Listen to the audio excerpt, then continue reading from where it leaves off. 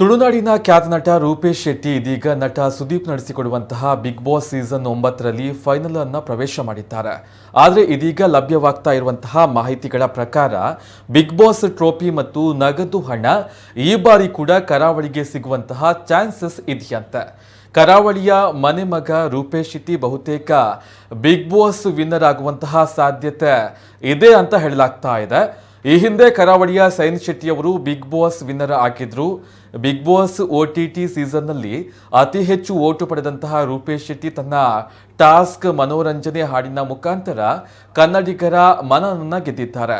ಅಷ್ಟೇ ಅಲ್ಲದೆ ಫೈನಲ್ ಪ್ರವೇಶಿಸುವ 5 ಸ್ಪರ್ಧಿಗಳಲ್ಲಿ ಕೂಡ ಒಬ್ಬರಾಗಿದ್ದಾರೆ. ಫಿನಾಲೆ ವಾರದಲ್ಲಿ ಕೂಡ ಬಿಗ್ ಬಾಸ್ ರೂಪೇಶ್ ಶೆಟ್ಟಿಯ ಆಸೆಗಳನ್ನು ಈಡೇರಿಸಿದ್ದಾರೆ.